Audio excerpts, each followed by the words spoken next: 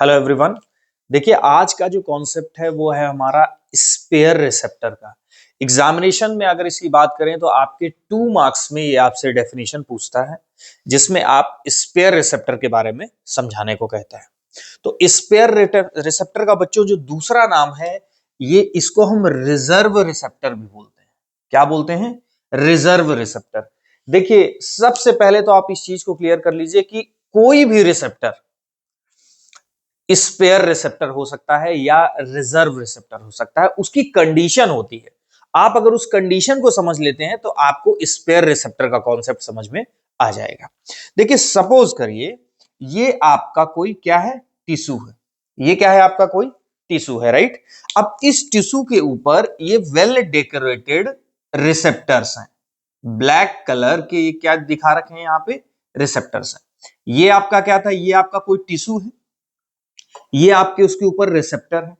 अब सपोज करिए इन रिसेप्टर के लिए कोई स्पेसिफिक क्या आया? एगोनिस्ट। क्या आया?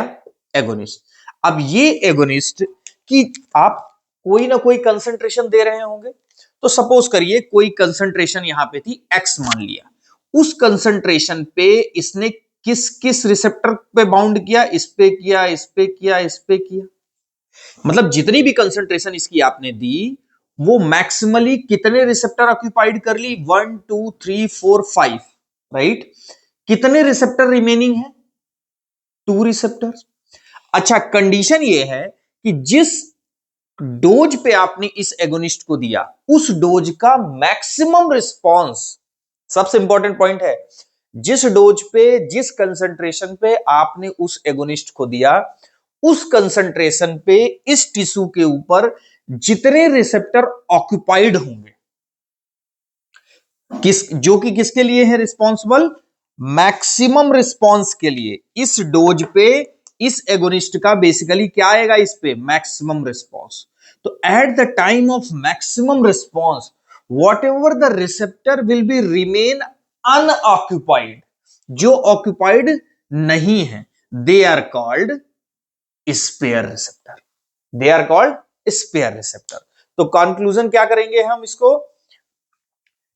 कोई एगोनिस्ट की वो कंसंट्रेशन जिसपे उसका मैक्सिमम रिस्पॉन्स जब अकर हो उस समय जो रिसेप्टर अनऑक्यूपाइड हो they are called as spare receptor या रिजर्व रिसेप्टर।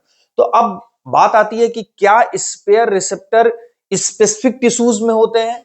ये बात नहीं है। स्पेयर रिसेप्टर कोई भी रिसेप्टर स्पेयर रिसेप्टर हो सकता है। सपोज करिए इस एक्स डोज को मैंने बढ़ा दिया, एक्स डैश कर दिया फॉर एग्जाम्पल, और उसने इस रिसेप्टर को भी अब इस ड्रग ने क्या कर लिया? ऑक्यूपाइड कर लिया। ये 2 रिसेप्टर फ्री थे, इसको भी ऑक्यूपाइड कर लिया। तो अब स्पेयर रिसेप्टर कितना हुआ?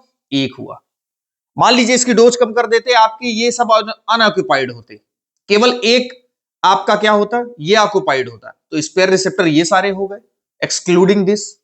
तो स्पेयर रिसेप्टर या नॉर्मल रिसेप्टर में कोई ऐसा कुछ डिफरेंस नहीं है। बस इस बात का डिफरेंस है कि मैक्सिमम रिस्पांस के वक्त टिश्यू में जो रिसेप्टर अनऑक्युपाइड होंगे उस पर्टिकुलर एजेंट के लिए, एगोनिस्ट के लिए, वो स्पेयर रिसेप्टर या रिजर्व रिसेप्टर कहलाते हैं।